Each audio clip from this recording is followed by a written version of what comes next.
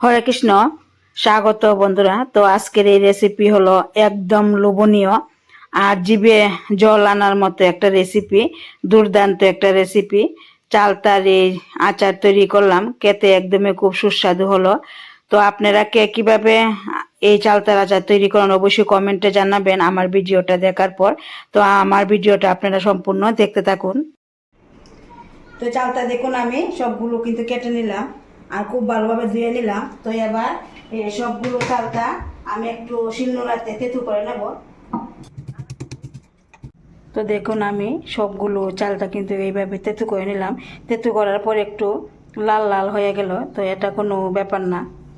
তো এই আচারটা তৈরি করার জন্য আমি মশলা তৈরি করবো একটা, তার জন্য আমি এখানে মিষ্টি জিরা নিলাম, গোটা ধনিয়া, গোটা জিরা আর শুকনো লঙ্কা এইভাবে ছোটো করে কেটে নিলাম, একটা তেজপাতাও কেটে নিলাম। তো এবার শুকনো কলায় ভেজে নেব, ভেজে তারপরে গুঁড়ো করে নেব।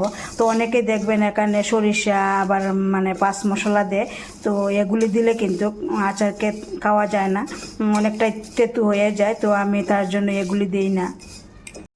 তো এবার পুরনে শুকনো লঙ্কা, তেজপাতা আর এখানে সরিষা আর রাঁধুনি মশলা দিলাম। তো আগে একটু মশলা ভেজে নেব। তো মশলা এখানে ভাজা হয়ে গেল। এবার এই চালটা দিয়ে দিলাম। চালটা দিয়ে দেওয়ার পর একটু হালকা নেড়ে দিলাম। তো এবার দিয়ে দিতে হবে লবণ, এখানে হলুদ নিলাম, ঝাল লঙ্কা গুঁড়ো নিলাম। দিয়ে দেওয়ার পর খুব ভালোভাবে মিশিয়ে নেব। আর এখানে 5 মিনিটের মতো রান্না করতে হবে অল্প আছে। তো আমি এই আচারটা তৈরি করার জন্য কিন্তু কোনো জল ব্যবহার করব না, জল ছাড়া এই আচারটা করব। তো এবার ঢাকা দিয়ে দেবো যাতে চালতাগুলো সেদ্ধ হয়ে যায়। তো এবার ঢাকনা তুলে নিলাম। দেখুন চালটা এখানে সেদ্ধ হয়ে গেল, আর একটু ভাজা ভাজাও করে নিলাম।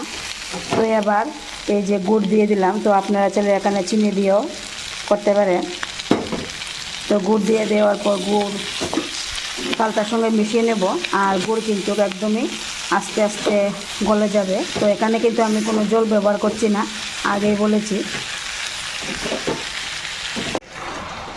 তো দেখুন এখানে কিন্তু গুড় একদমই গলে গেল, আর জল কিন্তু একদমই লাগলো না।